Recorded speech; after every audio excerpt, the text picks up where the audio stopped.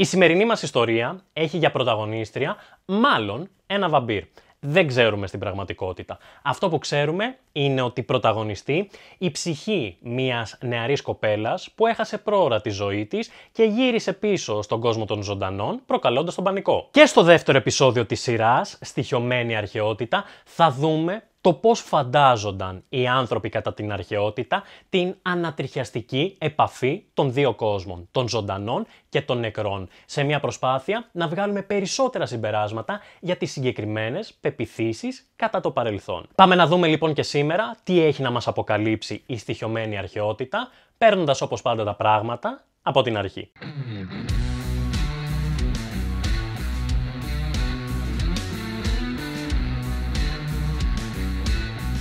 Καλώς ήρθατε λοιπόν σε ένα ακόμα βίντεο.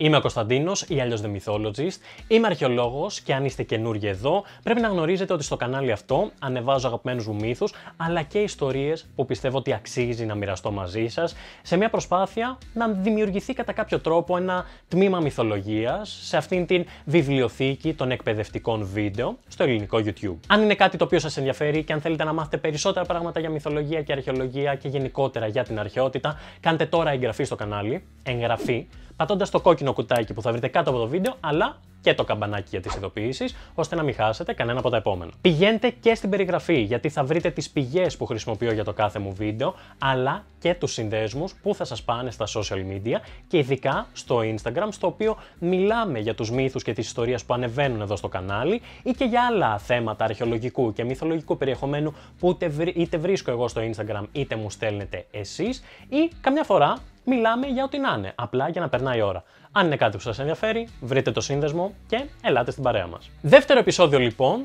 της σειράς Στοιχειωμένη Αρχαιότητα και ελπίζω να σας φανεί τόσο ενδιαφέρον όσο και το πρώτο. Για μια ακόμα φορά θα προσπαθήσουμε μαζί να εξερευνήσουμε τις πεποιθήσεις των ανθρώπων της εποχής γύρω από το μεταφυσικό, εξερευνώντας μία ιστορία η οποία θα μας δείξει το τι συνέβαινε όταν τα πράγματα μεταξύ ανθρώπων και ψυχών πήγαιναν πάρα πολύ στραβά. Μόνο που στο σημερινό επεισόδιο δεν θα βασιστούμε σε κάποια σκηνή μιας αρχαίας κωμωδίας, αλλά στα γραπτά ενός συγγραφέα του 2ου αιώνα μετά Χριστόν, του Φλέγωνα, και ενός νεοπλατωνικού φιλοσόφου του 5ου αιώνα μετά Χριστόν, του Πρόκλου. Και αυτά με τη σχετική, όπως συμβαίνει σε αυτές τις περιπτώσεις, βεβαιότητα ότι κανένας από αυτούς τους δύο συγγραφείς δεν είναι η πηγή, η πρωταρχική πηγή της συγκεκριμένης ιστορίας, διότι ο Πρόκλος μας αναφέρει πολύ παλιότερους συγγραφείς από τον Φλέγωνα, οι οποίοι είχαν ασχοληθεί με το συγκεκριμένο μυθολογικό περιστατικό. Μάλιστα, μαθαίνουμε ότι το συγκεκριμένο κείμενο είναι από επιστολές του υπάρχου, ενός στρατηγού, ο οποίος ζητά τη γνώμη του Αριδαίου, εκεί στην Αμφίπολη της Μακεδονίας όπου διαδραματίζονται τα γεγονότα, και του ζητά τη γνώμη του για το αν πρέπει να τα μοιραστεί με τον Φίλιππο, τον βασιλιά τότε της Μακεδονίας και πατέρα φυσικά του Αλεξάνδρου. Εκεί θα ταξιδέψουμε κι εμείς τώρα, στην Αμφίπολη, κατά τον 4ο αιώνα π.Χ., να δούμε τι ήταν αυτά τα γεγονότα που ρωτούσε ο αξιωματικός ύπαρχος, τον ανώτερό του Αριδαίο, για το αν έπρεπε να τα μεταφέρει στον βασιλιά του. Πρωταγωνίστρια στο σημερινό μας επεισόδιο είναι μια πανέμορφη νεαρή κοπέλα, η Φιλίνιον, κόρη του Δημοστράτου και της Χαριτούς, η οποία, χωρίς να το θέλει, είχε αναγκαστεί να παντρευτεί τον στρατηγό του Φιλίππο τον Κρατερό και δυστυχώς για αυτήν δεν ήταν το χειρότερο πράγμα αυτό που της συνέβη, διότι 6 μήνες μετά το γάμο δυστυχώς πέθανε. Ένα βράδυ, όπως στις περισσότερες περιπτώσεις που συμβαίνουν τέτοια περιστατικά με βασανισμένες ψυχές και σπίτια, η Θράσα, δούλη του σπιτιού, μπαίνει στο δωμάτιο της Χαριτούς για να της πει κάτι πραγματικά απίστευτο. Της λέει ότι στο δωμάτιο όπου φιλοξενούσαν έναν νεαρό όμορφο άνδρα, τον Μαχάτη, ο οποίος είχε έρθει για δουλειές στην Αμφίπολη, είναι και η Φιλίνιον και μάλιστα ήταν και οι δυο τους αγκαλιά. Τι Θράσος. Φυσικά η Χαριτό δεν την πίστεψε. Εκνευρίστηκε, ήταν σε μια φάση άρνησης. Πώς γίνεται, λέει, να μου λες τέτοια πράγματα για την κόρη μου που έχω χάσει σε τόσο μικρό χρονικό διάστημα, πριν από 6 μήνες, να μου λες τώρα ότι βλέπεις ζωντανή. Αν συνεχίσεις, θα σε τιμωρήσω, θα σε μαστιγώσω, θα. Όμως η δούλη ήταν πεπισμένη ότι όντως είχε δει τη Φιλίνιον και γι' αυτό δεν ένιωθε τίποτα από τις απειλές της Χαριτούς. Μάλιστα ήταν τόσο αποφασισμένη να της δείξει την αλήθεια, που την προσκάλεσε ουσιαστικά να μπουν μέσα στο δωμάτιο και να τους δει με τα ίδια της τα μάτια και η Χαριτό. Προφανώς, λόγω αυτής της αποφασιστικότητας της δούλης, η Χαριτό δέχθηκε, μόνο που όση ώρα το συζητούσαν, έφτασαν στο δωμάτιο τελικά και είδαν ότι απλά υπήρχε ένα αγκαλιασμένο ζευγάρι. Φυσικά ένας ήταν ο Μαχάτης, δεν μπορούσαν να καταλάβουν αν οι άλλοι είναι όντως οι Φιλίνιον, όμως η Χαριτός μητέρα κατάλαβε ότι τα ρούχα ίσως μοιάζουν με αυτά με τα οποία είχαν θάψει την κόρη της, ίσως διέκρινε και κάποια χαρακτηριστικά που της ένοιαζαν, αλλά δεν ήταν σίγουροι. Γι' αυτό αποφάσισαν να μπουν μόλις ξημερώσει για να τους πιάσουν στα πράσα. Πήγανε λοιπόν όντως το επόμενο πρωί και μπήκανε μέσα στο δωμάτιο, μόνο που αντίκρισαν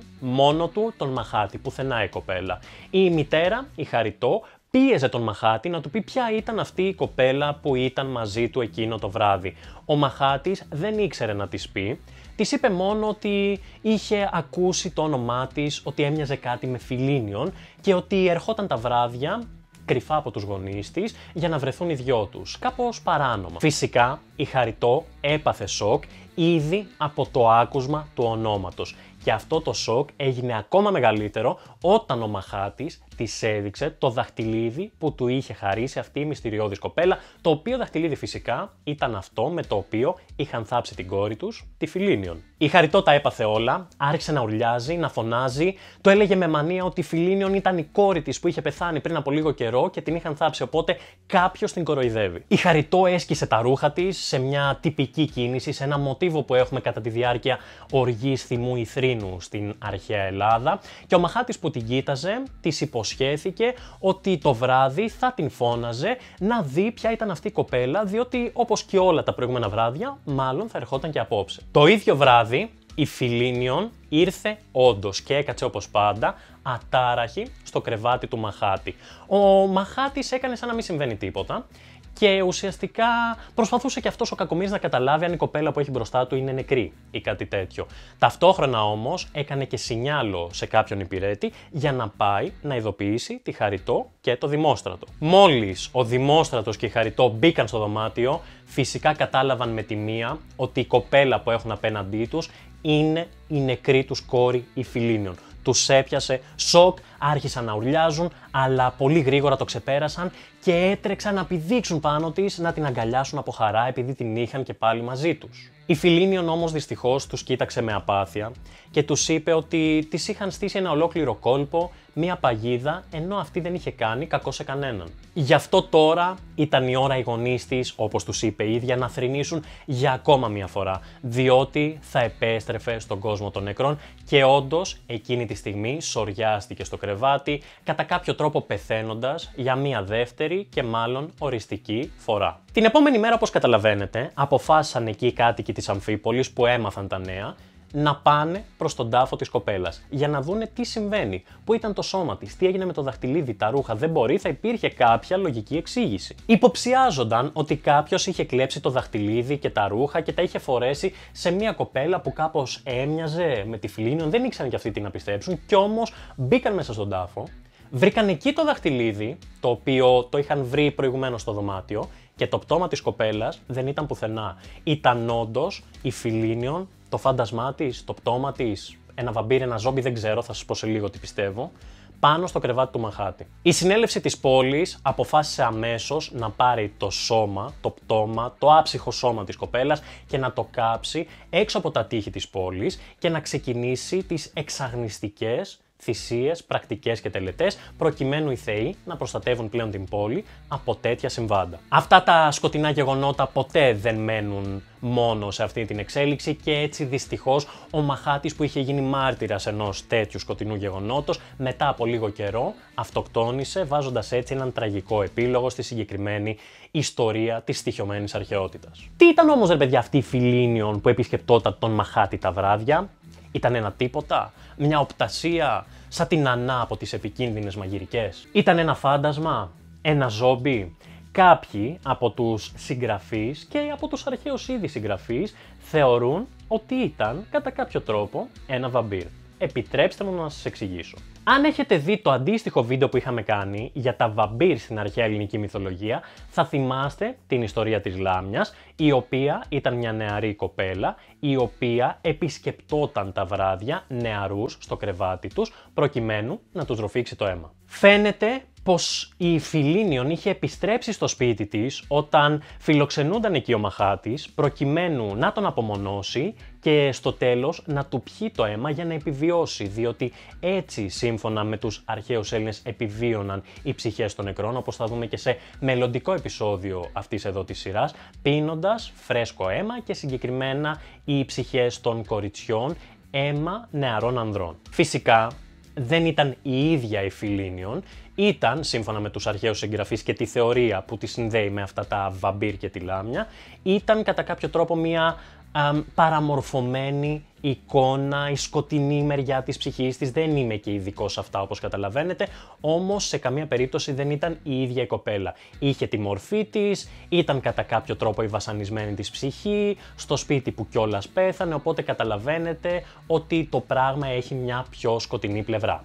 Και εμείς τι μπορούμε να κρατήσουμε τώρα από όλα αυτά που θα μας βοηθήσει επιστημονικά, με βαμπύρ, ψυχές, φαντάσματα και τέτοια, να κατανοήσουμε καλύτερα τις πεποιθήσεις των ανθρώπων της εποχής. Πρώτα απ' όλα, θα ήθελα να σας πω να κλειδώνετε τα βράδια, γιατί ποτέ δεν ξέρετε ποιος θα έρθει να κάτσει στο κρεβάτι σας χωρίς να το πάρετε χαμπάρι. Εκτός αυτού όμως επιβεβαιώνεται για ακόμα μια φορά ότι οι αρχαίοι Έλληνες πίστευαν ότι η ψυχή μετά την ύπαρξή της στον κόσμο των ζωντανών έχει και μια άλλη ζωή, στον κόσμο των νεκρών ή τέλος πάντων σε ένα διαφορετικό πεδίο ύπαρξης. Η ψυχή συνέχιζε το ταξίδι της και παρά την κηδεία και όλες τις πρέπουσες τιμές μπορεί να παγιδευόταν στην γη και στον κόσμο των ζωντανών, προκαλώντας, όπως είδαμε, σοβαρά προβλήματα. Επίσης βλέπουμε ότι, προφανώς οι ψυχές των νεκρών έπρεπε να τιμούνται και να λαμβάνουν όλες αυτές τις δέωσες πρακτικές και τιμές, έπρεπε να τις τιμούνται, αλλά όταν επέστρεφαν στον κόσμο των ζωντανών, 9 στις 10 φορές ήταν για κάτι αρνητικό. Τέλος,